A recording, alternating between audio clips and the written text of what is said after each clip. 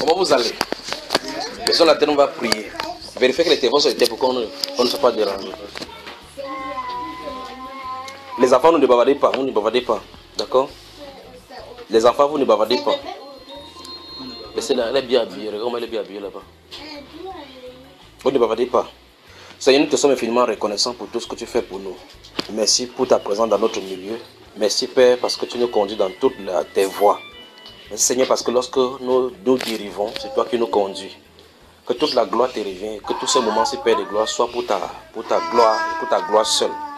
Dirige notre pensée, dirige ce moment, dirige notre vie, afin que nous te soyons toujours, ô Dieu de gloire, reconnaissants pour tout ce que tu fais pour nous. Que nous servions, ô Dieu de gloire, au but pour lequel tu nous as appelés, c'est-à-dire à la louange de ta gloire. Car tu nous as choisis, tu nous as élus avant la fondation du monde, afin que nous nous présentions devant toi et nous te louons. C'est une grâce, Seigneur, d'être devant de toi pour appeler ton nom. Car plusieurs sont enfouis dans le péché dans le monde, ne s'en sortent pas. Et beaucoup veulent s'en sortir, ils ne savent même pas quelle est la direction. Mais il t'a plu, Père de gloire, de nous adresser cette sainte vocation. Nous sommes infiniment reconnaissants pour cela. Seigneur, les mots que nous avons sur la terre ne suffiront pas pour te dire merci seulement. Mais daigne accepter, ô Dieu de gloire, de ces lèvres de mortels, parce que tu nous y as invités par le sang précieux à la croix que tu as versé, de pouvoir nous prosterner devant de toi, car qui oserait de lui-même s'approcher devant de toi. Mais c'est par ce sang-là, ce sang précieux, ce sang magnifique du Seigneur Jésus-Christ, que nous avons le droit, l'accès, le libre accès d'avoir de venir devant le trône. C'est en vertu de ce sang, Père, que je me présente avec ce peuple-ci maintenant, pour venir devant de toi, afin que tu sanctifies les cœurs, que tu restaures les vies, et que tu bénisses tous ceux qui sont ici maintenant, Père, car c'est toi qu'on cherche, nous tous ici ensemble. Que toute la gloire te revienne et qu'on sorte d'ici béni, dans le nom précieux du Seigneur Jésus-Christ. Amen. Amen. Que le Seigneur bénisse, je suis à votre service maintenant. Oui, Seigneur. Oui. Il y avait une fois là, bon, c'est le frère William qui avait demandé pour une question là. Il n'a pas cessé vers le sang, tu as répondu. Pas de bruit, les enfants. Quand il y a un point de plus, je ne sais pas si c'est la Matthieu ou c'est dans Jean, où Jésus dit que les fils du royaume sont jetés au dehors, il y a les pleurs et les grincements dedans. Ces fils du royaume là, c'est les enfants d'Israël qui ont rejeté Jésus, ou c'est les enfants qui le royaume était destiné et qui n'ont pas fait la volonté de Dieu, qui sont jetés au dehors. Je voulais savoir. Voilà, on va éclaircir là, on va lire maintenant, parce que quand on dit les enfants les fils du royaume, et on parle dans les ténèbres du dehors, ainsi de suite, les gens utilisent n'importe quelle théologie, mélangent les choses. Tout le monde est là, on peut commencer. On commence. Lisons Matthieu chapitre 24. On va lire Matthieu chapitre 24, merci beaucoup. On va lire Matthieu chapitre 24, puis on va lire toujours dans le livre de Matthieu chapitre 22, le verset 1, le verset 1er jusqu'au verset 22, puis il va expliquer cela et puis on va en sortir de là. C'est l'une des raisons pour laquelle l'écriture est donnée. C'est l'une des quoi une des fois on a vu ici les mystères. Ce sont des choses que si on comprend dans la Bible, on ne doit pas savoir, ça ne doit pas nous embrouiller. Matthieu chapitre 24.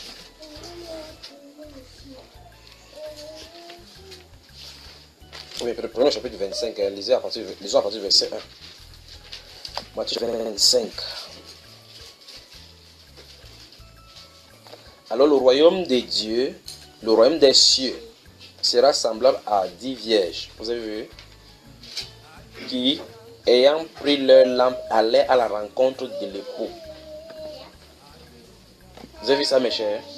Maintenant, le verset 1 nous dit qu'il y a 10 vierges. Et ce qu'on remarque, c'est que il n'est pas de bruit, les enfants. Pas de bruit. As-tu tué? On va lui demander, Dieu lui dit, venez ici, viens s'asseoir ici. Ne pars pas, reste là, toi aussi. Dieu lui dit, venez ici. Alors le royaume des cieux sera semblable à 10 vierges qui, ayant pris leur lampe, allaient à la rencontre de l'époux. Remarquez qu'on ne dit pas ici là que les 10 vierges sont allées à la rencontre des époux. Vous suivez, n'est-ce pas? On dit que les 10 vierges vont à la rencontre de l'époux. Donc les 10 vierges ont un seul époux. Je sais pas si vous suivez. Ok. On dit 5 d'entre elles étaient folles et 5 sages. Donc c'était en 2 groupes. Parmi les vierges qui attendaient l'époux, un groupe était vierge, un groupe était sage, n'est-ce pas? Mais elles attendaient le même époux. C'est ça le vrai problème. Je ne sais pas si vous avez compris sa question. C'est une question qui venait depuis cette autre question.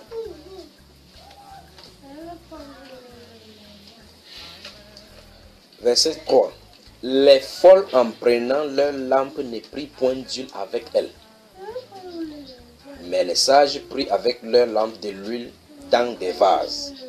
Comme l'époux tardait, toutes s'assoupirent et s'endormirent. Donc, le verset montre clairement que tous attendaient le même époux. On n'a pas dit quand les époux tardaient à venir. D'accord? Verset 5. Comme l'époux tardait, toutes... On va traverser le bruit là. Viens t'asseoir ici.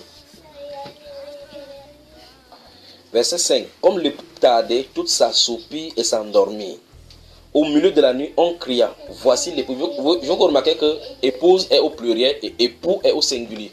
Donc toutes attendent le même époux. N'est-ce pas? On dit, comme l'époux tardait, toutes s'assoupirent. Au milieu de la nuit, on cria. Voici l'époux. Allez à sa rencontre. Pas à leur rencontre. Allez à sa rencontre. Maintenant, regardez bien. Verset 8. Verset 7. Alors toutes ces vierges se réveillèrent. On a dit toutes ces vierges. Donc, et les vierges sages et les vierges folles se réveillaient. C'est pour ça qu'il y a ce réveil-là, même parmi les non-chrétiens, ceux qui sont dans les religions, vous savez, oui, pendant qu'on a dit ça senti à travers de la sanctification, il y a un réveil parmi les protestants, les évangéliques, les autres là-bas. La même chose se passe là-bas. On dit toutes se réveillent parce que la Bible est claire. Ça ne peut pas être le contraire. On dit toutes se réveillèrent. Maintenant, il y aura une différence. Quand on se réveille pour dire que, oh, n'importe quelle religion est prêchée maintenant que Jésus revient bientôt. N'importe quel, même les catholiques, ils disent que Jésus revient. Nous sommes vers la fin du monde. Tous disent cela. Mais la différence est au niveau de l'huile. Parce qu'on a dit que pendant qu'ils étaient tardés, il y avait les sages qui avaient l'huile. En prenant les lampes, elles avaient l'huile. Parce que quand vous avez une lampe, pour ceux qui sont au village, quand vous mettez le pétrole dans la lampe, si tu as le réserve ici, si ça brille, le temps que si la nuit dure, ça a fini le pétrole, la lampe va s'éteindre. Mais celui qui a l'huile, le pétrole à côté, va verser ça au fur et à mesure, ça va maintenir la lampe à l'huile. Donc la différence entre la vierge folle et la vierge sage, c'est l'huile. Donc c'est le baptême du Saint-Esprit. C'est merveilleux tout simplement. Vous voyez, n'est-ce pas? On avance. Ok, regardez bien. Les sages, les verset 8, les folles dirent aux sages, donnez-nous de votre huile car nos lampes s'éteignent. Donc la parole ne se trouve plus chez eux parce que la parole doit être dirigée par l'esprit. Souvenez-vous que la lampe représente la parole, pas vrai? C'est ça, non? Et lui derrière, c'est l'esprit qui doit accompagner. Donc, ils vont demander aux sages, on va faire comment? Il faut la communion. Faisons un peu le cuénisme pour qu'on puisse avoir les mêmes choses ici. On ne peut pas se rassembler pour le faire. Regardez ce qui se passe. C'est la Bible, ça. La Bible déclare, les folles disent aux sages, donnez-nous de votre huile car nos lampes s'éteignent. Les sages répondirent, non, il n'y aura pas assez pour nous et pour vous. C'est ça, n'est-ce pas? Donc, il y a un non catégorique. On a d'abord mis non. Il y a 2 points, après 2 points, on a mis non. Donc, ça veut dire qu'il n'y a pas de mixité entre les vieilles sages et les vieilles folles. Il ne doit pas avoir écuménisme. Ou tu as l'huile ou tu n'as pas. Si tu n'as pas l'huile, tu restes dans le camp de ceux qui n'ont pas l'huile. Si tu as ton huile, reste demeure-y. Il ne faut pas te frotter avec eux. Vous voyez, n'est-ce pas? Chaque fois qu'on parle, il parle dans les enseignements, il parle de l'écuménisme, vous comprenez? Parce que c'est écrit noir et blanc. En lisant, vous comprenez ce qu'on est en train de dire. Dieu ne veut pas l'écuménisme. Mais vous voyez, les régions sont se réunir maintenant, comme région pour la paix. On sait le même Jésus, non? Pourquoi ne pas s'assembler? C'est le plus grand danger que la Bible parle là-bas. Maintenant, continuons ici. Il dit, le verset 10, verset 9, les sages répondirent non. Vous avez vu, les sages donnent une réponse claire aux folles, c'est quoi? Non. Pas de réunion entre vous, nous deux. Il n'y en aurait pas assez pour nous et pour vous. Allez plutôt chez ceux qui en vendent et achetez-en pour vous. Ça commence à poser problème ici. Donc on voit effectivement que il y a dans la fin des temps les gens qui vont aller acheter de l'onction pour imiter les sages. C'est ce qui est écrit. Vous voyez? C'est eux qui vont aller acheter. Parce que c'est ce qui est sur leur cœur. Ils croient qu'on peut avoir ça facilement comme ça. Et par contre, ils peuvent aller au Bénin, au Nigeria, acheter de l'huile, acheter l'onction. Mais le Seigneur Jésus a dit, venez à moi, venez dans l'huile d'Ésaïe chapitre 55. Il dit, venez aux eaux, venez acheter de moi. Venez acheter de cette eau-là gratuitement. On achète là-bas gratuitement. D'Apocalypse chapitre 3, il a dit que l'église de Laodicée au chapitre 3, verset 14 à 22 là, il a dit, achetez de moi, je vous conseille d'acheter de moi de l'or et pouvez pas le feu. Parce que ces choses, ça vient avec le travail, la tribulation. Et l'église, les réformes n'aiment pas cela. Quand on fait créer les tribulations, il ne veut pas avoir de problèmes avec l'État, pas de dérangement avec l'État. Donc il peut aller facilement maintenant, quelque part là, financer pour que le grand maître Salomon lui donne de la puissance. Vous suivez ça? C'est même pas d'abord le thème. Il va aller là, droit au but par rapport à ce qu'il en a fait. Il y a beaucoup de choses à dire ici. verset 10. Suivez cet enfant. Pendant qu'elles allaient en acheter, donc ça veut dire qu'ils ont quitté aussi, elles ont compris qu'on ne va pas comme ça pour acheter l'onction. L'époux arriva. Vous avez vu ça? Donc, la Bible vient de nous révéler que le Seigneur Jésus va venir au moment où il y aura beaucoup d'onction sur la terre. Vous avez vu ça? C'est là, voilà ce qui est écrit. Pendant qu'elles allaient en acheter. Acheter quoi?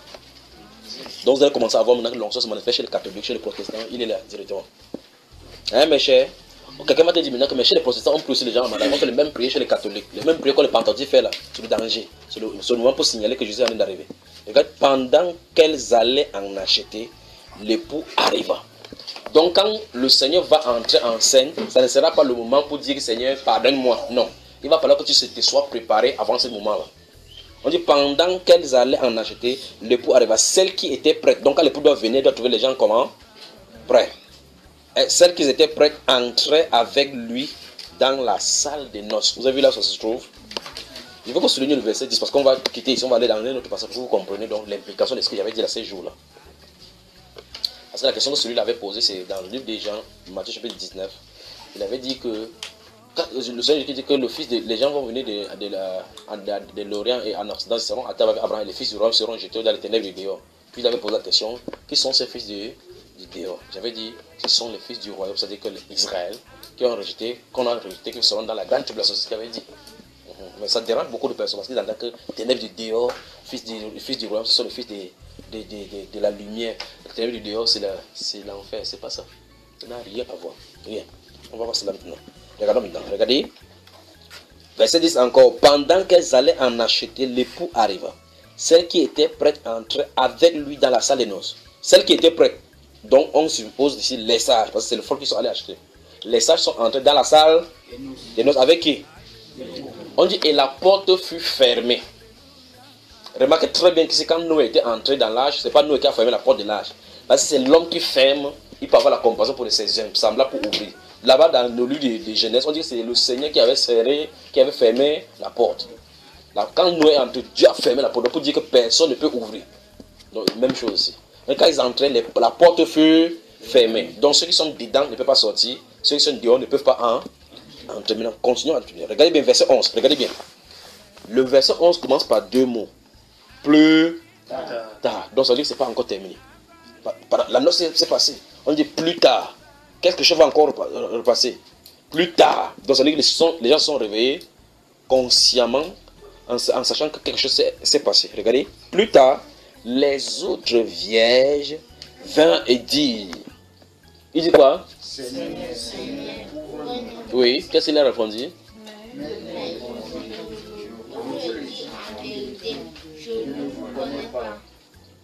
Puis verset 13.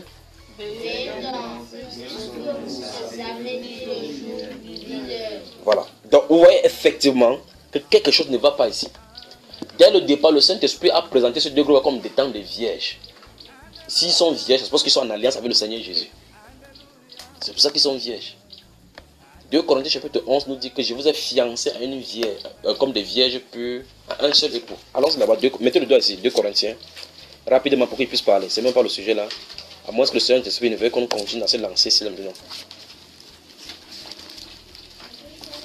2 Corinthiens chapitre 11, mes chers amis. Vous y êtes. 2 Corinthiens chapitre 11. Je vais lire le verset 1 et le verset 2. Vous êtes 2 Corinthiens chapitre 11, verset 1 et 2. Oh, si vous pouviez supporter de ma part un peu de folie, mais vous me supportez. Car je suis jaloux de vous d'une jalousie de Dieu, parce que je vous ai fiancé à un seul époux, pour vous présenter à Christ comme une vierge. Vous avez vu? Donc ils étaient vierges. Mais la différence maintenant, c'est que les sages étaient purs. Voilà la chose. Vous voyez? Donc ça veut dire qu'ils étaient tous vierges. Vierges parce qu'ils ont été en contact avec la parole, nettoyés par la parole. C'est donc pour cela que c'est uniquement ceux qui seront sans tache ni rite qui vont entrer. Si vous avez le rite, vous n'entrez pas, vous pouvez vous philosopher ici, mais dans votre propre standard, vous mesurez selon votre propre mesure, vous n'entrez pas de toute façon. Il faut que ce soit le standard de la Bible. D'accord? Maintenant, on dit plus tard, ceux qui sont revenus, ça se pose donc qu'ils sont quelque part qui en allaient créer le problème. Ils ont dit Seigneur, Seigneur, et nous alors, et nous alors. Donc ça veut dire qu'ils connaissaient déjà au moins ce Seigneur-là. ils avaient une espérance en lui. Parce que les mondains n'écrivent pas cela, Seigneur, Seigneur, ça ne les dérange pas. Ils sont seulement, si vous lisez Apocalypse, quand les tribulations vont venir, le feu va sortir du ciel tomber, ils vont seulement aller là-bas dire aux montagnes que tombe sur nous, protège-nous contre la colère de l'agneau. Quand ça va être grave, ils vont encore seulement blasphémer le nom de Dieu. C'est ça le monde. Ils vont plutôt blasphémer. Alors que ceux-ci crient miséricorde. Ceux-ci commencent à se rendre compte du temps qu'ils ont perdu dans le Seigneur, au lieu de travailler à la sanctification, ils n'ont pas pu travailler. Ils ont vu que ce qui se faisait tard là-bas. Ils croient que le Seigneur peut avoir une deuxième chance pour eux. Il est réservé aux hommes de mourir une seule fois. Après quoi vient le jugement. Donc il faut qu'on fasse attention. Quand on a la vie, on a la capacité comme ça là, demandons pardon à Dieu chaque jour, vivons dans la sainteté. Parce que s'il vient là, bam, c'est terminé. On dit plus tard, ceux-ci sont les autres vierges dont sont venus. Donc ils viennent vers le Seigneur parce que c'est le Seigneur qui les a sanctifiés. Mais le Seigneur dit, je ne vous connais pas. Il a déjà dit ça ouvertement. Parce qu'il ne peut pas entrer dans le groupe où il se trouve là-bas. Parce qu'il a dit, il avait déjà dit, rechercher la paix et la sanctification sans laquelle personne ne verra le Seigneur. Donc la sainteté les a manqués. On peut avancer maintenant. Maintenant, vous vous souvenez, je vous ai demandé de souligner le verset 10. On a dit que, comme l'époux tardait à venir, tous s'assoupirent. Et on cria au milieu de la nuit, voici, toutes celles qui étaient prêtes sont entrées ou dans la salle de noces et la porte fut fermée. C'est merveilleux, tout simplement. Rentrons dans le livre de Matthieu, là.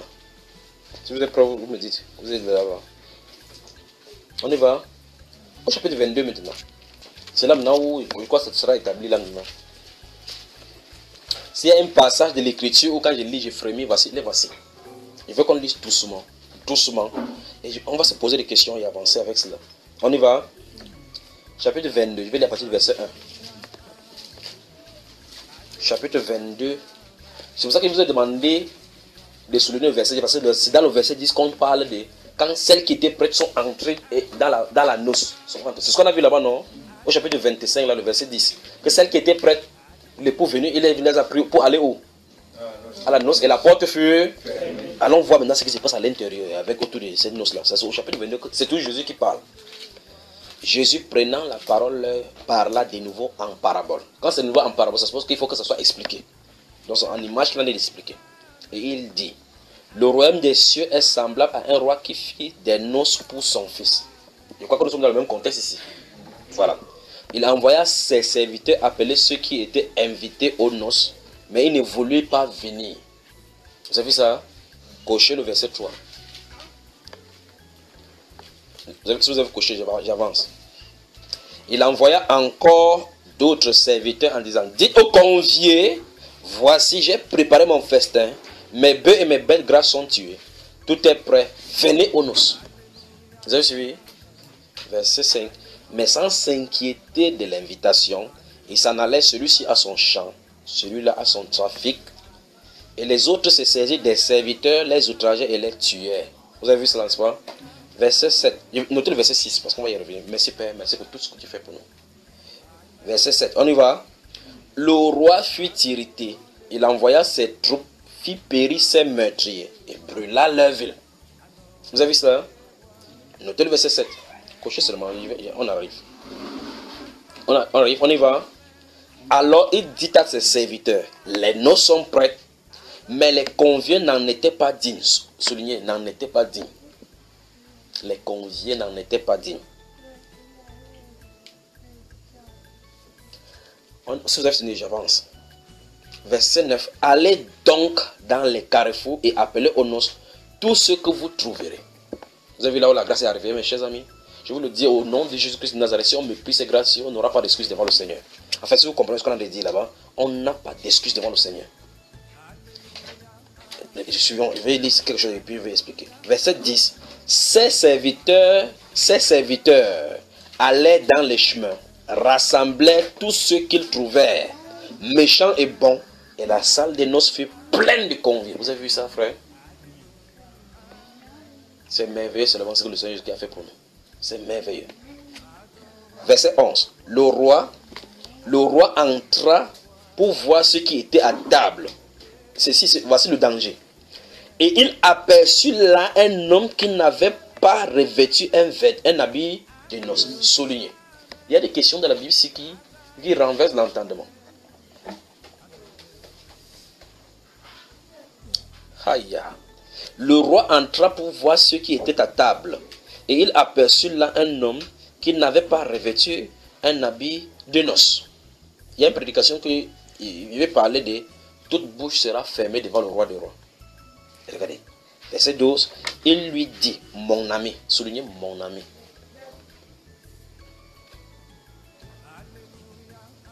Vous y êtes. Comment es-tu entré ici? C'est la même question qu'il pose chaque fois dans les enseignements. Je pose ça chaque fois dans les enseignements. Les gens ne me saisissent pas. Comment es-tu devenu chrétien? Tu dis que tu es chrétien. Comment es-tu devenu chrétien? Voilà la question que je pose chaque fois. En fait, les gens ne comprennent pas. J'essaie d'expliquer par des différentes méthodes. Si quelqu'un est en Christ, une nouvelle créature, vérifiez que vous êtes en Christ. Vérifiez que vous êtes en Christ. Les gens disent qu'il nous dérange. J'ai confié que mon Seigneur, mon Sauveur. Les gens ne comprennent pas pourquoi il dit. La même question là, juste qu'il va poser. Voilà ça. Comment es-tu entré? Autrement dit, tu es devenu chrétien comment? Parce que les chrétiens sont ceux qui ont reçu le vêtement. C'est merveilleux tout simplement. Si tu es un chrétien, tu as un vêtement nouveau. Vous savez ça, frère? Le vêtement de la condamnation, c'est enlevé. Le vêtement de la culpabilité, c'est enlevé. C'est le vêtement de la justice, de la délivrance qui est donné. C'est pas ça, frère. Vous êtes fâché déjà très tôt comme ça. C'est la question. Ils sont allés pour répondre à la question. Je ne sais même pas encore arrivé au niveau de l'enseignement. C'est ça la Bible là maintenant. Jésus a dit mon ami.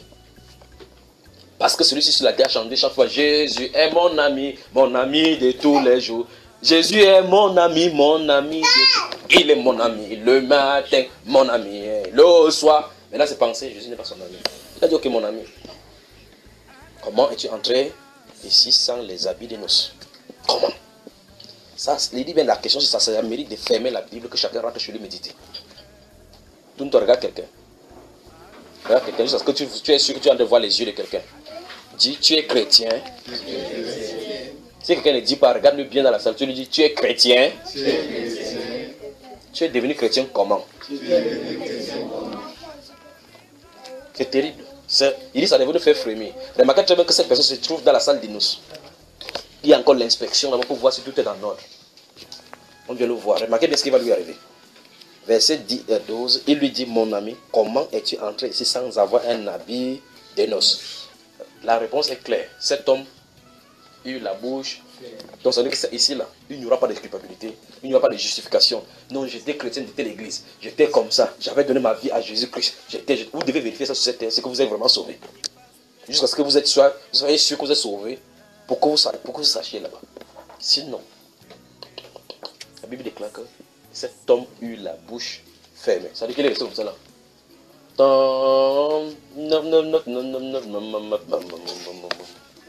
Vous savez ça, n'est-ce pas? Lisons le verset 13, c'est qu'il arrive. Alors le roi dit aux serviteurs, liez-lui les pieds et les mains et jetez-le dans les ténèbres du dehors où il y aura des pleurs et des grincements de dents. Verset 14, car il y a beaucoup d'appelés, mais peu d'élus. C'est ça le vrai problème. Alléluia. Maintenant, s'il parle encore, vous allez encore me regarder ici sortir. Ici, peut-être le dimanche prochain, il ne va pas revenir. Mais il faut qu'il parte doucement. C'est dans votre Bible, c'est écrit, c'est qu'il y a lui là, non? Il y a beaucoup d'appelés. Parce que plus tard, en haut, là, on a dit qu'ils sont allés dans la rue, ils ont ramassé tout le monde. On croit que l'évangile, c'est pour tout le monde. Ah non, non, non, donne ta vie à Jésus. Où j'ai donné ma vie à Jésus, c'est au milieu. Quand on commence à prêcher la sainteté, les gens commencent à regarder comme ça. Qu'est-ce qu'il a? Dieu n'est pas trop dur comme ça. Dieu n'est pas trop dur comme ça. Mais il est au milieu chrétien. Il est mon ami de tous les jours. Il est de tous les jours. Quand le diable m'attaque, il est là pour me sauver. Et effectivement, il a les témoignages où le diable veut l'attaquer. Il est là pour le sauver. C'est pas ça le problème. Le jour de noces, tu sauras de quel côté vraiment tu t'es trouvé. Dis à ton voisin, fais attention. Vérifie que véritablement tu es en Christ. Il ne s'agit pas d'avoir de bons comportements. Dis à quelqu'un, il ne s'agit pas d'avoir de bons comportements. Car les bouddhistes ont de bons comportements. Les francs-maçons ont de bons comportements. Les réseaux chrétiens ont de bons comportements. Il s'agit de la vie de Christ demeurant en toi. Du vêtement de justice qui t'est accordé. C'est ça dont il est question. Autrement dit, tes péchés ont-ils été pardonnés? C'est ça le problème. Vous suivez ça? Voici le problème. Voici, je dis que, je ne sais pas si vous entendez ça les enseignements. Je passe mon temps dans les enseignements à dire, vérifiez que vous êtes sauvés. Vérifiez que vous êtes chrétien de la bonne manière. Vérifiez que vous avez l'Esprit de Dieu habitant en vous. Vérifiez que la vie de Dieu habite vraiment en vous. N'essayez pas d'imiter, on n'imite pas la vie de Dieu. Si ça ne va pas, déposer la Bible, pleurer devant lui. C'est ce qu'il dit chaque fois dans les enseignements, non? C'est ça qui se retrouve là-bas. Vous montez de ça, vous me fuyez n'importe comment, fuyez, allez vous cacher dans le champ avec la Bible. C'est là où ça va, ma voix va vraiment bien sortir. Vous allez comprendre ce qu'il sonne de vous l'a dit. C'est ça, donc c'est de Jésus en train de parler ici. Donc on va rentrer doucement maintenant au chapitre 22, là on va aller doucement. Premier scénario. La Bible déclare que dans ce chapitre 22 de Matthieu, qu'il y avait un roi qui avait fait un festin pour les noces de son fils. Nous comprenons clairement ce qu'il est question, n'est-ce pas? Puis on dit qu'il envoyait ses serviteurs pour aller dire aux conviés, ceux qui étaient invités aux noces, que venez, les noces sont prêtes. On dit que chacun a commencé à dire que non, moi j'ai mon problème avec le champ là, j'ai mes limites là, que le voisin veut voler le champ. Il faut qu'il parte arranger la situation, n'est-ce pas? D'autres ont attrapé les gens et tué. Ce verset, si regardez le verset, rentrons là, je vais vous demander de trouver un premier verset là. Verset 6, regardez. Et les autres se saisissent des serviteurs, les outragés et les tueurs. Nous voyons effectivement ici que ça ne peut pas être les chrétiens. Parce que les chrétiens n'ont jamais tué quelqu'un qui en envoie pour le message. Donc il s'agit des juifs. Vous avez vu cela? Donc dès le départ, si vous allez me permettre de mettre ça entre guillemets, parce que le plan de Dieu se déroule normalement. Dès le départ, si on prend le plan de Dieu sur le plan humain, dès le départ, c'est comme s'il y a un père qui a fait il décide que son fils va se marier tel jour. Il décide, ok, ce sont les juifs qui vont venir à la noce. Je suis en train de dire humainement parlant. Pourquoi c'est ce qu'on avait dit ici. Il dit, ok, il envoie un serviteur, Esaïe, Jacob, ainsi de suite, que parle-les pour qu'ils se rassemblent pour ces jours-là. Pas vrai? Ils arrivent là-bas. On dit, qui t'a envoyé? On l'a lapidé les uns, comme vous avez vu dans la Bible. Jésus avait dit, il est écrit, je vous envoie les prophètes, vous lapiderez les uns, crucifiez les autres, n'est-ce pas? Parce que ce sont eux. Il dit que tous ceux qui sont venus après moi, ce n'est pas eux, les libérateurs, ce sont des voleurs. Maintenant, écoutez très attentivement. Il vient de dire aux Juifs donc que soyez prêts, voici le Messie arrive, les noces que vous allez dire arrivent. Parce que si les messagers viennent pour annoncer qu'il y a une noce, ça suppose donc que son fils devait se marier. On est d'accord? Donc tous les messages d'Israël que les Israéliens ont reçus concernaient le Messie et son église. Et c'est pour ça que c'est ici. Puisqu'on a dit ici qu'il a envoyé le roi, a fait le festin de noces de la nuit. Donc dans le plan parfait, c'est que son fils ait une épouse. C'est ce qu'il a présenté en Adam. En faisant que Adam, l'épouse sort d'Adam, depuis la Genèse.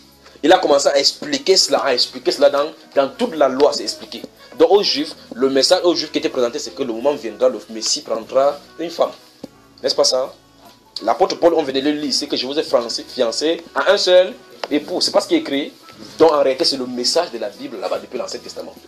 Donc l'Ancien Testament et le Nouveau Testament ont parlé du mariage. Vous comprenez pourquoi quand quelqu'un divorce, il y a un chrétien qui ne va pas avec lui? Vous comprenez pourquoi quand une femme déjà quitte l'autorité de son mari, c'est grave avec lui, avec elle, parce qu'elle est en train de désobéir au commandement de Dieu.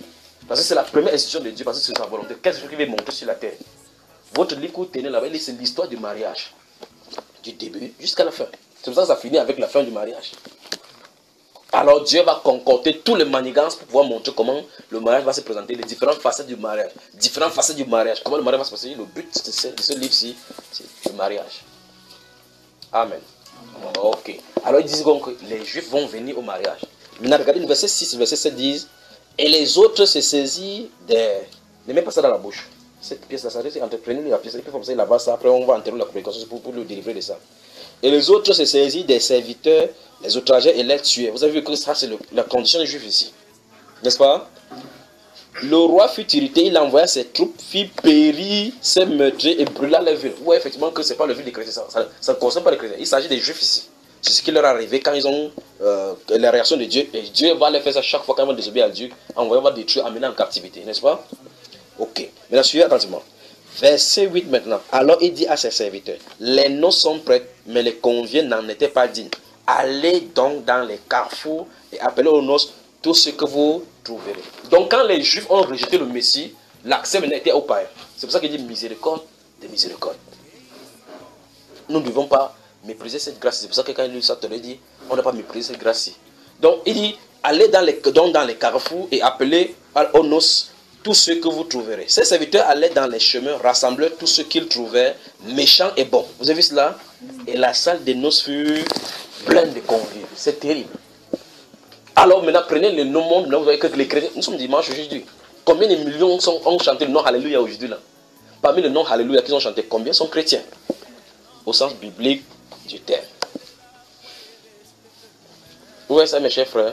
Donc, initialement, je suis là pour répondre à la question. Quand il dit que ce sont les Juifs qui ont rejeté le Seigneur Jésus parce que c'était tourné comme ça, ce sont les gens qui vont rester dans la grande tribulation. Il faut qu'ils passent par la tribulation. Il faut qu'ils passent par la tribulation parce que si la noce passe, eux, ils vont devoir crier. D'accord, mon frère? On va encore revenir ici là-dedans. Mais regardez, imaginez un peu le verset 11. Le roi entra pour voir ceux qui étaient à table et il aperçut là un homme qui n'avait pas de vêtements. Il a dit, mon ami, comment es-tu entré ici sans les habits? C'est suffisant pour prêcher là maintenant pendant 4 jours là maintenant. Comment tu es entré sans avoir les habits de noces? Comment quelqu'un est chrétien? Comment tu es chrétien? Je suis venu chrétien parce que je suis né dans une famille chrétienne. Mon père était chrétien. Hein. Ma mère, c'était un fervent croyant. On a une famille de chrétiens. On a toujours été chrétiens chez nous. Vraiment. Tu es entré comme ça. Tu es entré. Ah, il te faut la repentance. Non, non, non, non. Depuis petit, tu étais à l'école de dimanche. Chantais à la chorale jusqu'à... Vraiment, hein. Ça te fait que tu sois chrétien. Hein? Regarde quelqu'un pointe son doigt comme ça. Prends-tu le doigt. Dis, tu dois naître de nouveau. Si tu n'es pas de nouveau, tout ce que tu fais là, c'est pour toi, ta famille et tes pasteurs. Voilà. C'est là le vrai problème. C'est comme ça qu'on entre. On dit que celui-là a eu la bouche fermée. Remarquez bien que la constitution, c'est que ici, on n'a pas dit, ok, donnez-lui un habit. Parce que ce n'est pas là-bas, c'est pas la noce qu'on a l'habit. Les habits sont donnés depuis. Et le plus grave de toutes ces histoires, c'est que l'habit là est gratuit. C'est ça qui est dit dans la Bible. L'habit est gratuit. Si tu achètes un habit, ce n'est plus ça. Ça doit être donné par la grâce. Il a dit là-bas que car plusieurs sont appelés. Puisqu'on a dit, c'est le roi qui a dit, dans cette histoire, on a vu que c'est lui qui a dit qu'aller dans le carrefour et amener tous ceux qui sont là-bas, non? Hein, frère? Comment il vient encore chercher quelqu'un à l'intérieur? Alors que c'est lui qui a donné l'ordre qu'on ne peut pas trouver. Ils sont allés pris. On a pris les gens bons et méchants. Pas vrai? Remarquez qu'on n'a pas dit à celui-ci que pourquoi tu es mauvais. Vous avez remarqué, frère? Il ne s'agit pas de comportement là-bas. On a dit que on a amené les gens. La salle fut. On a pris quoi? Les bons seulement? Les bons et les. Qu'est-ce qu'on a reproché à ce type-ci? Son comportement? Quoi? Le vêtement. Tourne-toi, regarde quelqu'un encore. As-tu le vêtement? Sinon, ta vie spirituelle s'est terminée. Si c'est oui, maintiens ton vêtement pour ne pas le salir. Parce que c'est sans tache ni ride. On aura prêté une série de prédications peut-être pendant 2 mois concernant tout de ces vêtements-ci. D'accord? Pour que vous compreniez l'importance. C'est le but là pour lequel le Seigneur Jésus est allé à la croix. C'est terrible. Je veux que vous remarquiez que dans ce verset-ci, le roi n'a pas reproché le fait que celui-là soit bon, soit méchant. Quand il est entré dans la salle, il n'a pas dit que tu étais voleur. Non. Vous avez remarqué? Il n'a pas dit que toi tu étais méchant, toi tu étais bon. Il n'a pas dit à celui-ci que pourquoi tu étais méchant trop comme ça là, avant qu'il t'invite ici. Non, il a dit que le vêtement. Parce qu'en réalité, si vous regardez la façon que le mariage se passe, parce qu'il faut que vous expliquiez un peu cela, ça se passe dans le Moyen-Orient, en ce moment-ci là. Ça se passait comment? Quand quelqu'un faisait le mariage, chacun ne venait pas avec son vêtement. Eux-mêmes qui cousaient les vêtements selon le nombre d'invités qui sont invités. Quand tu es arrivé comme ça, tu as remarqué bien que nous avons des vêtements différents ici. Si on voulait s'asseoir dans la salle de noces, on ne serait pas en uniforme. De telle façon qu'on ne puisse pas savoir qui est qui. Vous voyez? C'est seulement les convives, ceux qui se marient, ou bien les gens qui sont axés par la fête, qui ont un vêtement différent pour être à l'honneur. Alors quand tu entres, comme par exemple les gens qui font la chorale, là, vous voyez qu'ils portent des habits, mêmes habits. Pourtant quand ils enlèvent l'habit, chacun a son tricot dedans, l'autre ceci. Donc la personne c'est restée devant la porte. Quand tu passes, il te donne un habit, tu portes ton habit pour aller dans la salle de noces. Alors, supposons que la salle de noces là-bas c'est rouge. On voit un maigrichon qui se trouve quelque part à la salle de noces. On regarde, il est en bleu. On dit, mais comment tu as fait pour entrer ici? Parce que le monsieur se tenait à la porte avec les habits qu'il distribue. Toi, pour entrer, demande encore à quelqu'un comment as-tu fait pour être chrétien?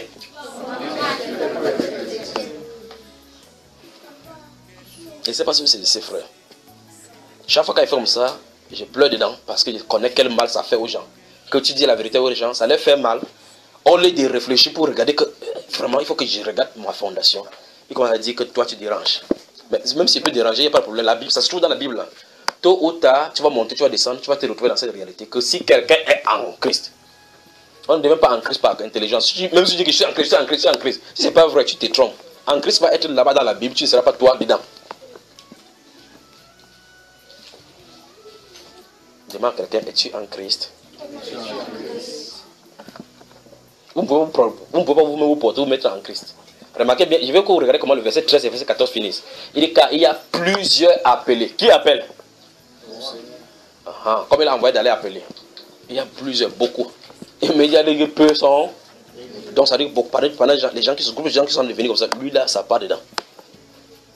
Pourtant, c'est lui qui a lancé l'appel. C'est pour ça que je veux que vous remarquez qu'il a dit qu'allait amener tous ceux qui sont en route. Or, en allant amener comme ça, il savait qui était là, qui doit être là, qui n'est pas là. Qu'est-ce que celui-ci a fait pour ne pas avoir les vêtements? Pourtant, les vêtements sont donnés gratuitement. Comment il a fait pour ne pas avoir quelque chose qu'on donne gratuitement?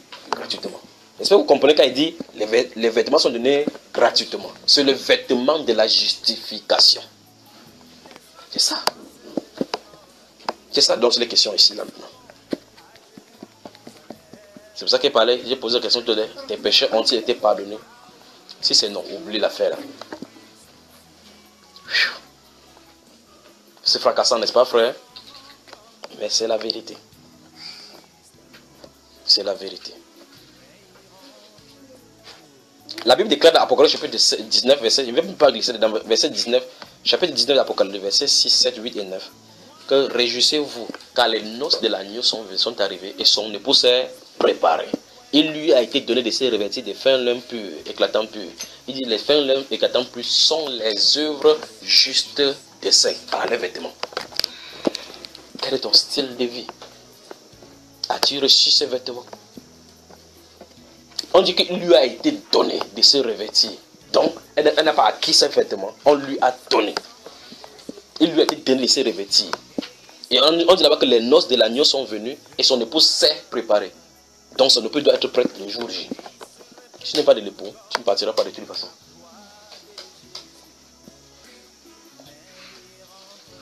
Puis il dit au verset 9 et suivant là-bas, il dit que écrit car ces paroles sont les véritables paroles de Dieu.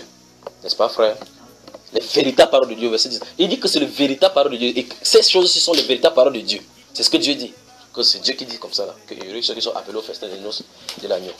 Quand les festins des noces de l'agneau sont arrivés, et son épouse s'est préparé, il lui a été donné de se revêtir.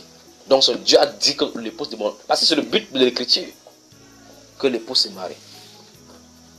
Amen. Amen. Que Dieu vous bénisse. Donc ceux qui sont au dehors, c'est ceux-là qui devaient être là. Si Israël avait été là, à présent dans la noce de l'agneau, nous tous on était finis. Donc Dieu merci pour les petitesses. Amen. C'est ce que Romain dit. Romain dit que par leur chute, l'accès est revenu, on est devenu accessible aux païens que nous sommes.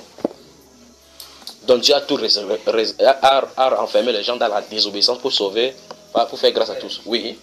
Quand Jésus parlait une fois, il disait que j'ai encore les brebis de bergerie. Oui, dans Jean chapitre 10. Oui. C'était pas déjà les païens déjà qui voyaient. Mais c'est Dieu dont il a parlé là. Est-ce qu'il parle d'Israël? Il a parlé de nous. Il parlait comme ça de moi, frère. Oui, mais Jésus a dit ceci. Oui. Comme il a dit que si ils acceptaient, oui. Normalement, oui. Normalement, la route devait être barrée pour nous. Oui. Or, Jésus, lui, dans son plan déjà, il avait déjà prévu. Même avant qu'il vienne là-bas pour parler, c'est déjà prévu depuis la Genèse. Oui, c'est prévu, même dans les psaumes. Il dit, je te louerai parmi les nations. Comment on va louer Dieu parmi les nations qui ne connaissent pas Dieu? Ce sont les prophéties qui indiquent que bientôt va glisser parmi les nations. On dit qu'il sera l'habit d'un grand nombre parmi les nations. Il sera appelé la lumière des nations. Comment on dit lumière des nations? Il a une seule nation, Israël. Pourtant on dit qu'il sera la lumière des nations. Donc il va s'éclairer, il va éclairer là-bas. Vous voyez? Donc il y a des prophéties dans la Bible qui étaient prévues, qui devaient aller vers les nations. C'est pour ça que les Juifs ne pouvaient pas comprendre. Eux, ils étaient aveuglés. D'accord? S'il n'y a pas de questions, on digeste là un instant et puis j'avance maintenant dans un. Ça me permet d'enseigner sur un sujet, le but des Écritures. Si vous permettez, on parle de cela un instant. Peut-être je sais que ce sera coriace, mais je vais aller même dans la première partie. Le but des Écritures, le pourquoi les Écritures sont données. Y a-t-il des questions? Donc vérifions qu'on est en Christ. On va passer le temps à se tromper jour après jour. Vérifions qu'on est en Christ. Les mêmes choses que les païens expérimentent, nous expérimentons. On dit qu'on est en Christ. Quelle est la différence entre... Je crois que si vous voulez, on va en parler dans ce texte, dans cette option, si vous un instant. Quelle est la différence entre nous? Remarquez très bien qu'on dit païens, nous tous nous sommes des païens. Pas vrai? Il dit nous tous là, nous sommes des païens. Mais la différence entre les païens maintenant, nous païens et les autres païens, c'est que nous avons été justifiés. Comme nous disons que nous sommes en Christ. D'accord? Quand tu dis à quelqu'un que tu es mondain, il y a un jour tu étais mondain aussi, non? Les mêmes pratiques qu'il faisait. Toi, tu ne faisais pas vrai? 1 Corinthiens chapitre 6, lisons cela, voilà. 1 Corinthiens chapitre 6.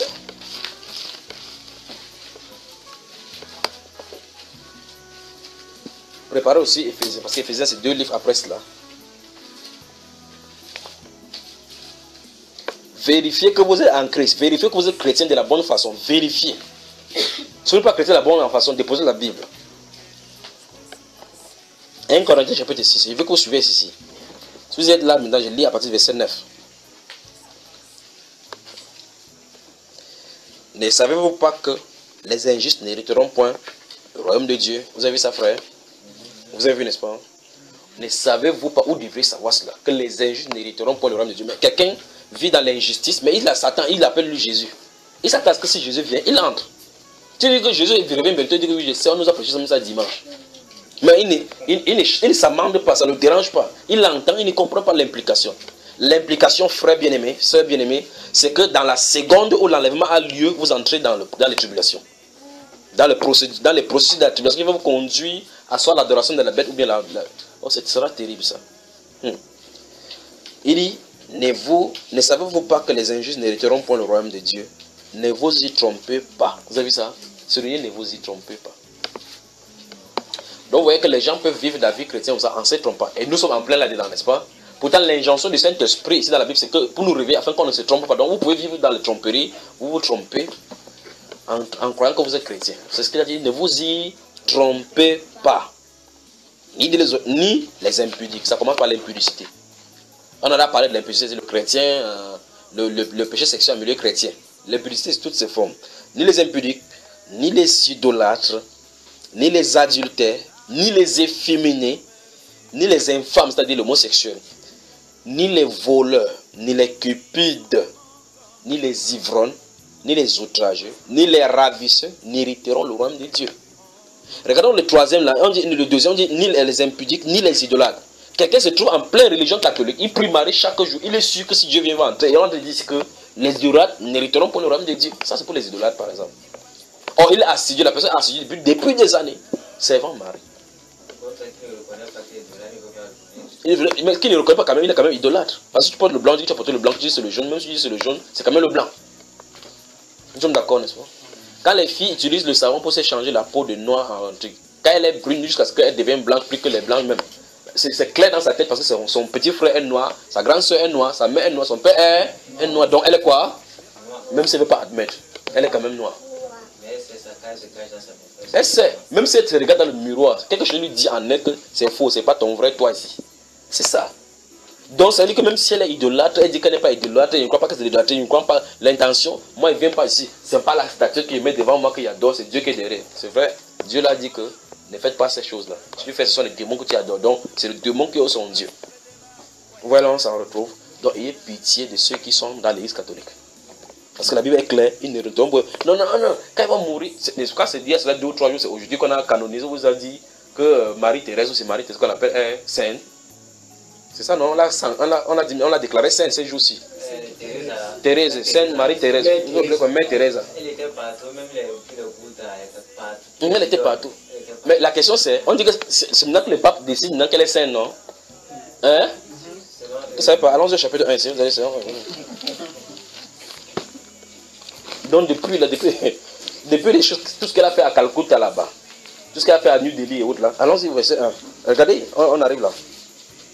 Chapitre 1 de 1 Corinthiens 6. On n'a pas fini le verset chapitre 6. On va y revenir. Regardez le verset 1. Paul, appelé à être apôtre de Jésus-Christ par la volonté de Dieu, et le frère Sostène. Vous allez être. Regardez. Verset 2. À l'église, je suis dans 1 Corinthiens chapitre 1, le verset 1 et le verset 2 maintenant. À l'église, dont la lettre, il a dit, le destinataire à qui il a écrit la lettre. À l'église de Dieu qui est à Corinthe. Vous y êtes. À ceux qui ont été en Jésus-Christ. Donc, le problème, c'est d'avoir été sanctifié. On n'a pas été sanctifié par une déclaration. Vous voyez, on n'est pas sanctifié par une déclaration qu'un pape se lève pour te dire que tu es saint. Non, ça n'a rien à voir. Tu dois avoir été sanctifié. Parce qu'il n'y a qu'une seule chose qui sanctifie. Ce n'est pas le sang. Vous avez vu cela? C'est le sang de Jésus qui est sanctifié, qui met les gens à part. Sans le sang, là, il n'y a pas de sacrifice. Dieu ne peut pas admettre. Vous devez passer au travers du sang. D'accord? Il dit à ceux qui ont été sanctifiés en Jésus-Christ, appelés à être saints. Et à tous ceux qui invoquent en quelque lieu que ce soit le nom de notre Seigneur Jésus-Christ, leur Seigneur et le nôtre.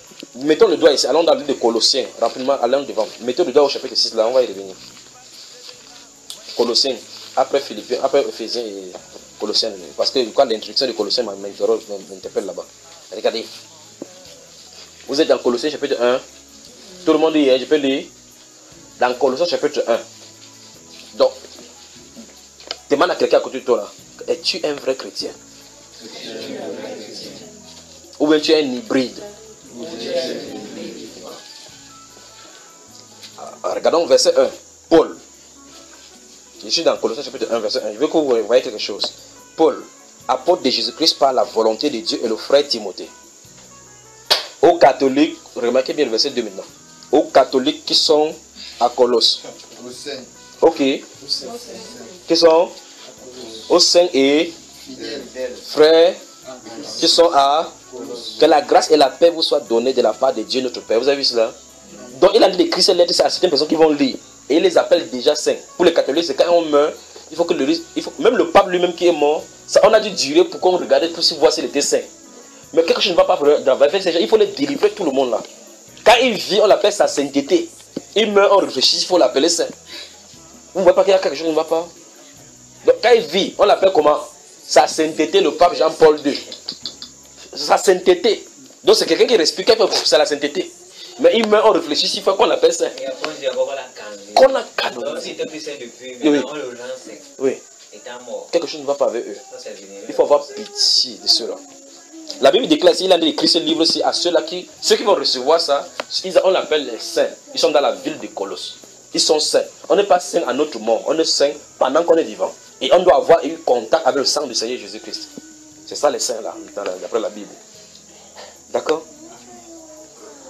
Vous êtes fâchés, vous savez les frères, les prêtres, c'est votre problème. Là on rentre dans Colossiens. Rentrons dans 1 Corinthiens 6. Vous me regardez comme ça, comme c'est moi qui avais écrit ça. Il a dit que, est-ce qu'il écrivait ça? Est-ce qu'il a écrit à Colossiens aux morts? Il a dit qu'aux saints qui sont morts à Colosse. Non.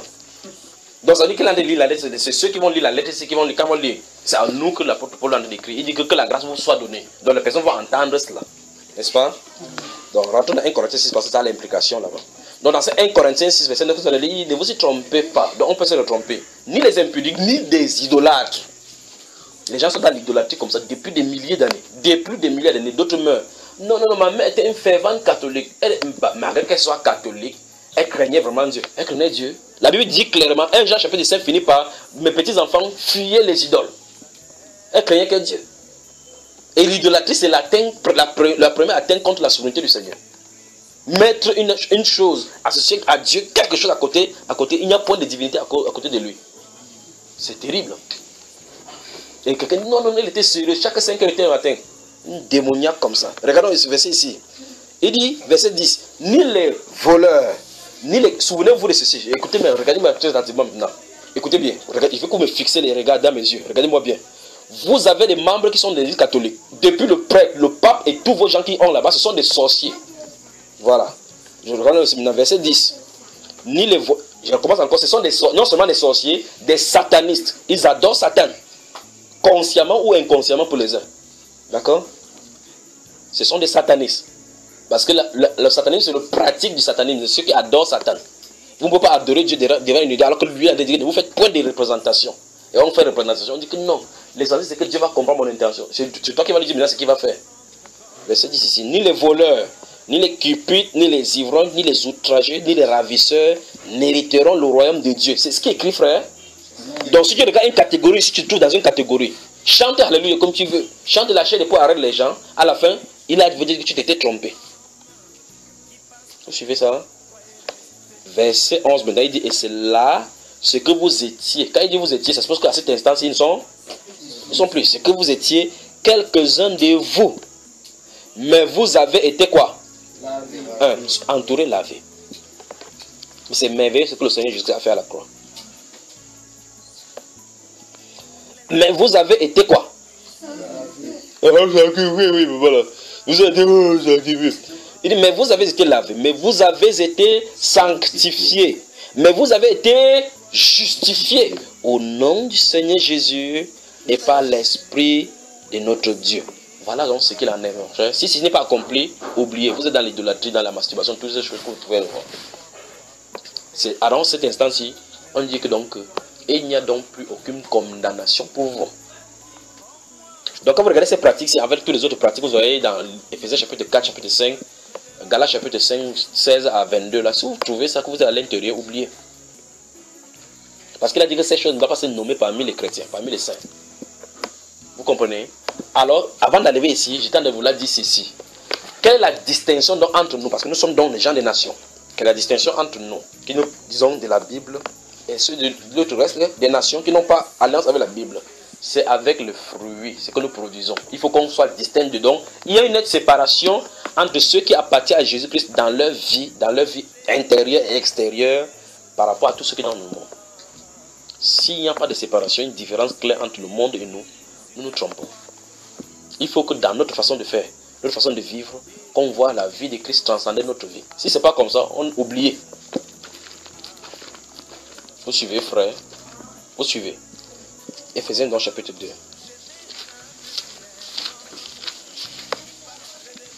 Éphésiens chapitre 2. Je vais lire les versets 1 à 4, puis je vais aller au verset 11, la suite au verset 3. J'espère que vous m'avez saisi. Je vais lire les versets 1 à 5, puis après le verset 5, je vais directement au verset 11, d'accord? Pour que vous compreniez la continuité. On y va. Vous étiez morts par vos offenses et par vos péchés. Vous avez vu ce qu'il en est, n'est-ce pas? Dans lesquels vous marchiez autrefois. On s'adresse comme ça aux païens. Selon le train de ce monde. Donc, quand vous voyez le train, remarquez, quand la Bible utilise n'importe quelle expression, vérifiez seulement ce que le Saint-Esprit a dit. Pour ceux qui ont, vous avez vu le train, vous avez remarqué que le train est constitué de compartiments. Différents compartiments appelés les wagons, n'est-ce pas? Wagons.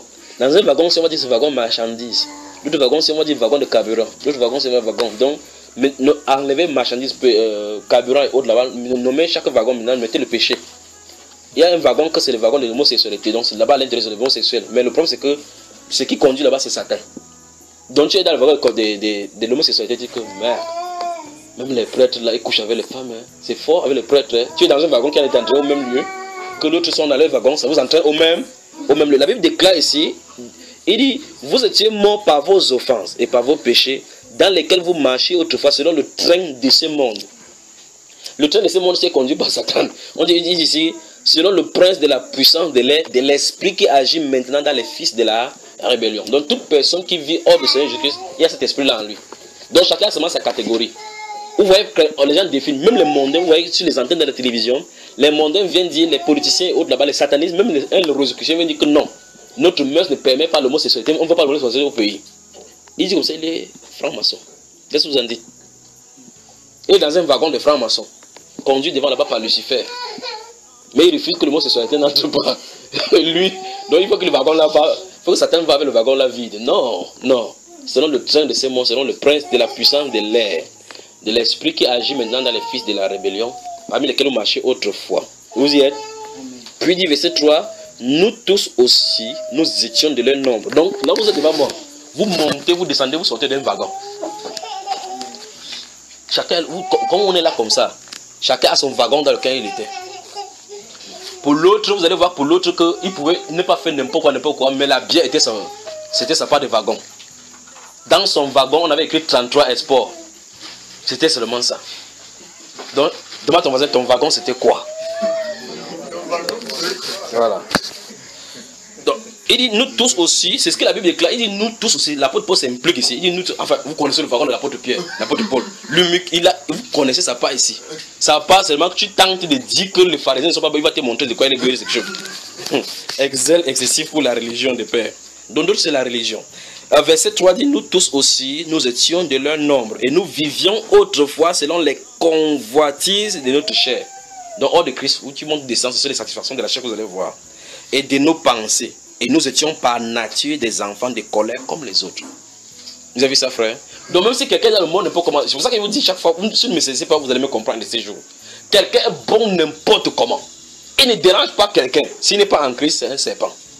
C'est ce que la Bible est en train d'enseigner. Donc c'est un danger. C'est pour ça que vous voyez dans les pays musulmans et dans les pays occidentaux maintenant, là où vous remarquez que les gens qui commettent l'attentat, ils ont un seul dénominateur commun. On dit que ce garçon cité ici, il ne dérangeait personne. C'était un garçon exemplaire. Mais on est surpris, même son parent est surpris de son comportement. Comment vous cassez la dent du serpent? Vous croyez que le serpent change de serpent? Ça change ce que je fais pas de serpent? Si vous arrêtez le serpent, vous cassez ces deux crocs-là. Ça fait que ne soit pas le serpent. Il est là, il glisse comme ça, il glisse, il glisse. Il n'a pas autre endroit. Là, tant que le dent pousse, il va te mordre, il a le venin. Donc le serpent, l'enfant du serpent, c'est quoi? Le serpent. Vous avez entendu le serpent faire le bruit quelque part? C'est les crapauds là qui ne mordent même pas, qui ne font le bruit. Chaque fois, le serpent envoie seulement comme ça, pop, qui t'a mis le poison. Pas vrai? Voilà. Donc la Bible déclare qu'on était donc par nature des enfants quoi? Des colères comme les autres. Mais Dieu qui est riche en miséricorde à cause du grand amour dont il nous a aimés, nous qui étions morts par nos offenses, nous a rendus à la vie avec Christ. C'est par grâce que vous êtes sauvés. Verset 11 directement. C'est pourquoi vous autrefois païens dans la chair. L'apôtre Paul a raison d'écrire ainsi parce que lui il est juif dans l'autre camp. Il a dit ça comme ça à nous donc maintenant païens. D'accord? C'est pourquoi vous autrefois païens dans la chair appelés incirconcis par ceux qu'on appelle circoncis et qui le sont en la chair par la main de l'homme. Souvenez-vous que vous étiez en ce temps-là sans Christ, virgule, privé du droit de cité en Israël, virgule, étranger aux alliances de la promesse, virgule, sans espérance et sans Dieu dans le monde. Mais on veut nous faire comprendre aujourd'hui qu'avant que les Bibles, les colons ne viennent dans notre terre en Afrique avec la Bible, nos grands-parents connaissaient Dieu. La Bible dit non, ils ne connaissaient pas Dieu. Ils étaient sans Dieu, sans espérance dans le monde. Donc ils sont morts, c'est un enfer. Même si ça peut choquer, ça va choquer. Que dit quand je regarde l'Afrique, c'est pour les blancs, que c'est pour les blancs, il n'y a pas de problème. C'est un enfer seulement. Allons-y ici. Verset 13. Mais maintenant, en Jésus-Christ, vous ça se trouve, n'est-ce pas? En Jésus-Christ, vous qui étiez jadis éloignés, vous avez été rapprochés par le sang de Christ. Donc il s'agit du fait, oui ou non, le sang de Christ a-t-il été appliqué sur toi? J'aimerais que vous compreniez ces choses quand vous lisez la Bible. Lorsque vous lisez Exode, lorsque les Juifs devaient sortir de l'Égypte, avant que Dieu ne les fasse sortir par la même puissance, il y a eu un jugement qui a eu lieu. Et ce jugement-là, la seule protection était sous le sang. La maison, il ne s'agissait pas que non, la maison s'est construite, c'est bien, les gens qui sont à l'intérieur sont beaux. Non. Ce qui devait garder quelqu'un, c'est le sang qui est appliqué à la porte, n'est-ce pas? Voilà. Donc si c'est par erreur, on appliquait le sang dans un linteau de porte dans lequel il y avait un Égyptien, l'Égyptien a été épargné à cause du sang. Et c'est fait que vous comprenez ceci. Donc c'est uniquement au travers du sang que Dieu va regarder chaque être humain. Christ a-t-il pardonné tes péchés? Ou mieux, comment es-tu arrivé ici sans le vêtement? Sans le vêtement. Souvenez-vous, c'est le vêtement de justice. Vous me suivez, frère? Donc au travers de ça, il dit que vous avez été pardonné ici, le verset 13. Mais maintenant en Jésus-Christ, vous qui étiez jadis éloignés, vous avez été rapprochés par l'Église catholique. Vous avez vu ça, non? Hein, pasteur? Vous avez été rapprochés par le sang de Jésus. Le sang de Christ. C'est par son sang qu'on a le rapprochement. La Bible déclare à Hébreu que c'est par lui nous avons les uns les autres accès auprès du Père. Pas par le pape, pas par Marie, jamais. Par lui, Christ Jésus. Nous avons accès auprès du Père, les uns les autres. D'accord? Verset 14. Car il est notre Père. Lui qui, des deux, n'en a fait qu'un et qui a renversé le mur de séparation, l'inimitié. Donc l'antagonisme qui existait jadis entre les juifs et les non-juifs, ça a été renversé par le mur, par le sang du Seigneur Jésus. D'accord mes frères? Verset 15. Ayant anéanti par sa chair la loi des ordonnances dans ses prescriptions, afin de créer en lui-même avec les deux un seul homme nouveau, en établissant la paix, et de les réconcilier l'un et l'autre en un seul corps avec Dieu par la croix, en détruisant par elle l'inimitié. Il est venu annoncer la paix à vous qui étiez loin et la paix à ceux qui étaient près. Car par lui, nous avons les uns et les autres accès auprès du Père dans un même esprit. Ainsi donc, vous n'êtes plus des étrangers, ni des gens du dehors, mais vous êtes concitoyens des gens de la maison de Dieu. Ça, c'est aux païens qui s'adressent comme ça.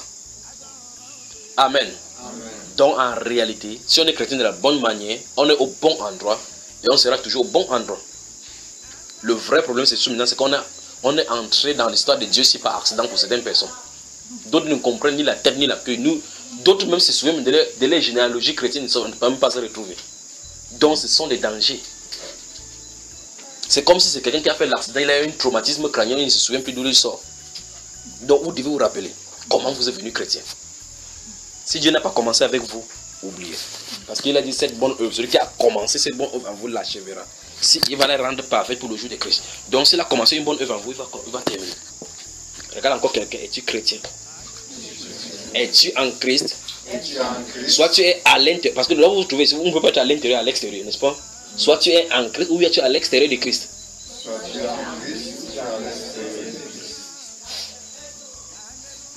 Amen. Où est donc là où la chrétienté se trouve aujourd'hui, n'est-ce pas? Où les chrétiens se trouvent. Vérifions comment nous sommes devenus chrétiens. C'est là le vrai problème. Si on a commencé mal, on ne peut pas continuer à construire une maison à un étage alors que vous avez fait une mauvaise fondation. La seule solution, c'est de détruire et recommencer. Même si on a eu n'importe quelle autorité par la suite, n'importe quel nom par la suite, ça ne sert à rien parce que le nom, là-bas, on en fait le nom. Pendant que tu vas créer ta palme, que va danser par là-bas, chacun va danser. Donc ça ne sert à rien. Donc il faut vérifier où on se retrouve. Ce n'est pas un bon endroit où y aller. D'accord? Souvenez-vous de cet homme-ci. On dit qu'il a eu la bouche fermée. Toute bouche sera fermée devant le roi des rois. Amen. Vérifions qu'on est chrétien. Vérifions qu'on est chrétien. Vérifions. Passons-y le temps jusqu'à ce qu'on en finisse. Passons-y le temps. Votre vie en dépend. Parce qu'il a dit les noces de l'agneau sont venues et son épouse s'est préparée. Si vous ne connaissez pas comment vous êtes, vous ne pouvez pas savoir comment vous préparez. C'est pour ça qu'on prêche contre le péché, les gens sont dérangés. Quelqu'un dit aujourd'hui que je suis sauvé, je suis sauvé, je suis sauvé. Demain tu prends une scène de prédication et tu dis mais vrai, tu es sauvé. Il confessait quoi dès le départ? Tu étais d'abord sauvé comment pour que maintenant tu ne sois plus sauvé? Je ne suis pas dit qu'il faut que vous sachiez pas intellectuellement. Vous devez savoir que quelque chose s'est passé à l'intérieur. Quand vous buvez de l'eau, vous savez que vous avez bu l'eau, pas vrai? Quand vous mangez, vous savez que vous avez mangé, non? C'est ça que je suis en train de parler. Vous devez être sûr de cette façon-là. Pas que vous êtes sûr aujourd'hui que demain, parce qu'il y a une certaine tribulation qui ne vont pas, vous dites non. Je ne suis pas, peut-être je ne suis pas en règle avec Dieu. Ce n'est pas ça dont il est question. Vous n'êtes pas en règle avec Dieu parce que vous ne péchez plus. Ce n'est pas ça dont il est question. Vous devez être en règle avec lui. Vous comprenez ça? Quelque chose doit avoir été, de s'être produit à l'intérieur. Et ça n'a pas été produit, oubliez. Vous êtes encore en route pour être chrétien. Amen. Amen. Que Dieu vous bénisse. Beaucoup de gens seront surpris de se retrouver en enfer parce qu'ils se sont accrochés aux biens éphémères de ce monde. Je vous envoie ce message donc aujourd'hui. Préparez-vous de peur qu'à la dernière minute, vous disiez si j'avais su. Abubote asima, kaza koma souvenir. Amuna baviane yembe sindone mama semenete. Amuma yogiana, entavane chele. Abo nyanga bam, ambuna nezame. Oh, amuna sinu ya yelot, amama se ya via yena misema. Majoe como buna nezame.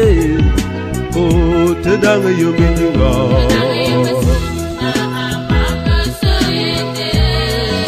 Te dange tonga. Oh,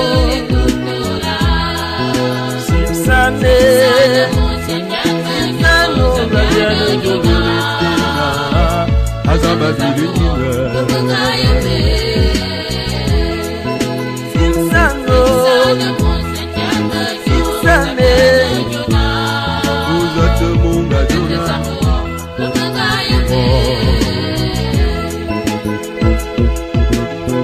Le jour du jugement. Ce fameux jour, nous allons tous nous retrouver devant le Seigneur, à faire le bilan de notre vie. Si le bilan est négatif, c'est l'enfer. Un monstre pistaye son, un outil ici au majo. Avant la bouille, ma médaille boban, un monstre. Galate zambe, aïe le diana. Dis ce d'aïe ne Christana son mincoute. Ceux qui ont cru en Jésus, qui ont supporté les persécutions, ils recevront la couronne de gloire. Bebaya mindi kebuni, berebel, bebune Bengana, Waye Kusabeta Jo Jesus Nan, Domagaye Goma.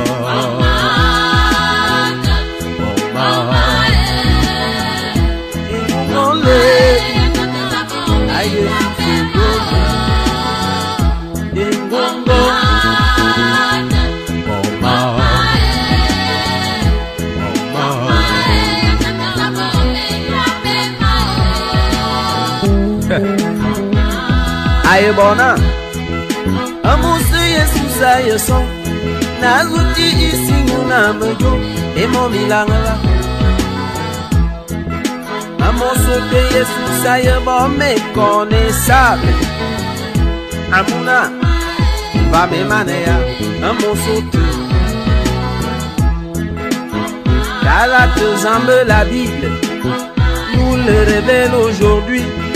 Le jugement commencera dans l'église. A Jesus mengato pasteur, mengato prêtre, m'évêque, me dit à me woe, amba moni, de la sort. Mangalo mani asina ni kangate botem bamba foy, a foy jani bot. Minga kangate be philosophie, ye mo milange, de la sort. Seigneur Jésus, moi j'étais ancien l'église. Bembende yabajaye bebe kotabiye kole mamisi de la sort. A Yesu c'est mon bon majona, moi j'étais beta diacre. Be diacone yababon miyene, de yeme Yesu c'est de la sort. Un gâteau beta choriste, les choristes de l'ambiance. La dienne veut me louer à Begombo pour le maniser de la sort. Moi j'étais protestant, l'église réformée. Ce n'est pas la réformation qui donne la vie de la sort. Seigneur Jésus, moi j'étais pentecôtiste, les seules églises réveillées. Est-ce que toi-même tu es réveillé? Tout doucement et l'auto sort. J'avais adoré Marie ta mère, j'étais même mariologue, joséphologue. Il n'y a pas de audace dans mon royaume de la sort. Seigneur Jésus, en ton nom, j'ai chassé les démons. Je ne t'ai jamais envoyé à chasser de la sort. J'étais témoin de Jéhovah, tu as bien fait de témoigner. Mais j'aurais voulu que tu sois enfant de Dieu de la sort. J'étais musulman, le Coran parlait même de Jésus, c'est bon. Mais tu as refusé que je suis la vie de la sort. J'étais rosicrucien, on m'a dit que Jésus tu étais maître rosicrucien. Era fombutuku nada me fondose de la sort. À vous les dirigeants du monde, vous avez refusé ma justice. Ce qui vous a intéressé, c'est le pouvoir et l'argent sort. Président, ministre, gouverneur, directeur, préfet pour diriger mes créatures. Tu ne t'es même pas soucié de tous ces gens de leur sort. Assez Yudo Dina disent ce sont des round finish. Today you don't about the fire, they waiting for you in my coming.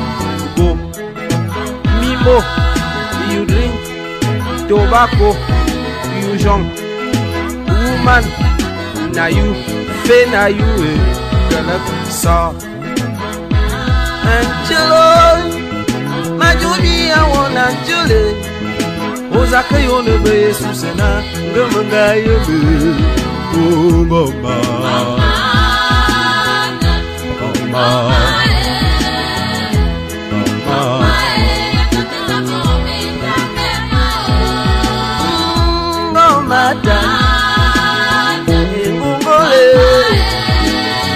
Aïe, tout c'est mon pardon, pardon papa, et mon volet.